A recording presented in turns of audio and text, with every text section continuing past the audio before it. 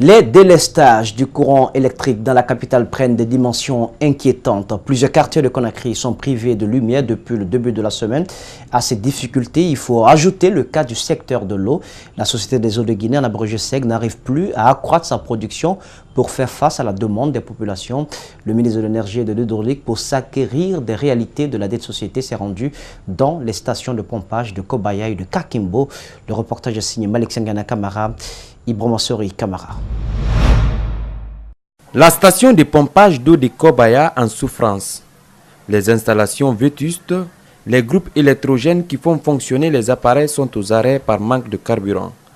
Pendant ce temps, les populations de Conakry tirent le diable par la queue.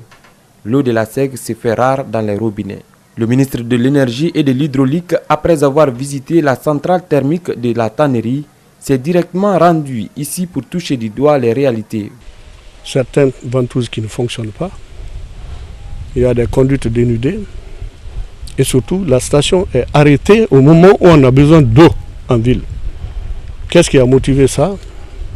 Nous poserons la question à la direction générale de la SEG pour pouvoir répondre aux populations de Conakry pourquoi cette station-là ne fonctionne pas, étant donné qu'elle a été faite pour pouvoir alimenter la zone basse de Lambagny.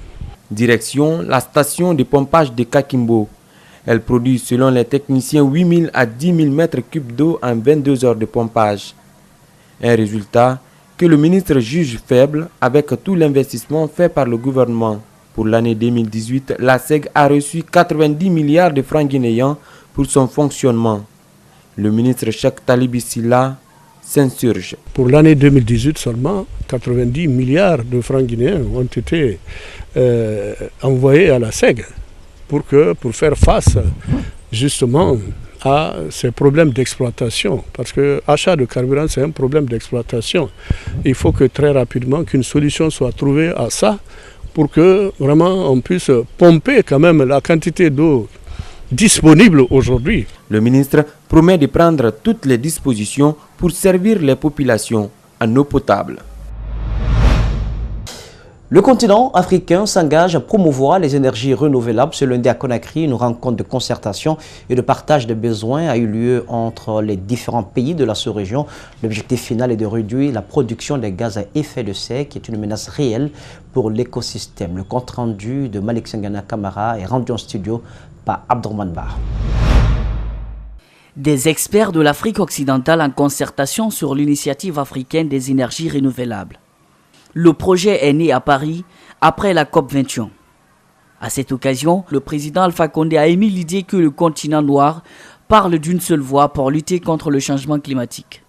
Aucune autre ingérence d'un autre continent, seulement des Africains pour prendre en main les destinées énergétiques de l'Afrique en diminuant les énergies fossiles pour faire face aux énergies renouvelables. Je veux parler de l'hydroélectricité, des énergies éoliennes sur la base du vent et des énergies solaires également. L'objectif de cette rencontre des pays de la sous-région à Conakry est d'avoir une large information sur l'AREI, prendre en compte les besoins de chaque pays. L'objet de la rencontre, c'est vraiment d'inviter les pays de la sous-région, toutes les parties prenantes, donc les acteurs du secteur public, privé, la société civile, pour leur présenter AREI, discuter avec eux, essayer d'avoir leur feedback sur l'initiative, pour eux, en vue pour eux de bien comprendre ce que c'est qu'AREI et aussi pour nous d'avoir leur feedback, leurs attentes dans le cadre de l'élaboration de notre programme de travail. Au terme de cet échange, des recommandations seront faites. Elles seront discutées au conseil d'administration en marge du sommet de l'Union africaine en février à Addis Abeba. La Guinée pourrait bientôt atteindre l'autosuffisance alimentaire. C'est l'annonce faite par la ministre de l'Agriculture guinéenne lors de sa conférence de presse, au cours de laquelle elle est revenue sur le bilan de son département durant les 8 dernières années. Mariama Sogipa, appelée communément, a affirmé que le président Alpha Condé a fait de grands efforts pour booster le secteur agricole. Alors nos reporters se sont rendus dans un marché de la capitale pour voir les réalités du terrain. Idrissa Bari, Amara Alexila. Selon Mariama Kamara, en 2011, La situation des productions vivrières de la Guinée était d'1 600 000 tonnes de riz, 584 000 pour le maïs, 384 000 pour le fonio. Depuis 2011, avec les initiatives du président de la République, la production et la productivité ont considérablement augmenté avec la dotation du monde rural en quantité importante et suffisante d'engrais. L'approvisionnement en engrais a connu une évolution significative. Elle est passée de 2000 tonnes par an en 2010 à près de 100 000 tonnes en 2018. La ministre précise que les apports d'engrais et de semences améliorés ont permis d'accroître la production qui est passée d'1 700 000 tonnes de riz en 2012 à plus de 2 100 000 tonnes en 2018. D'autosuffisance est une réalité, que toutes les dispositions sont prises, tout ce qui a été énuméré ici, c'est encore une réalité. Je pense que c'est atteint et que la Guinée, sous peu, il y a même une surproduction. Pour vérifier ces chiffres, nous décidons de nous rendre dans un marché de la capitale. Selon ces vendeuses, les prix des denrées alimentaires de grande consommation sont plus ou moins stables ces dernières années.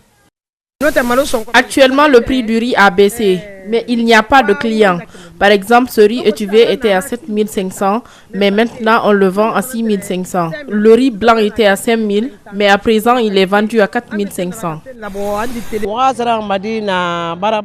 À Madina, j'achète le sac de riz étuvé à 280 000, le riz blanc à 230 000, sans parler des frais de transport. Après la vente, nous n'avons que 5 000 comme bénéfice. Mais en détail, le riz du pays se négocie entre 6 000 et 7 000 contre 5 000 pour le riz importé. En dépit des efforts du gouvernement à travers l'initiative présidentielle pour le développement du secteur agricole, le pays continue d'importer en quantité des denrées alimentaires de première nécessité. Ce, malgré toutes les potentialités agricoles et hydrauliques de la Guinée.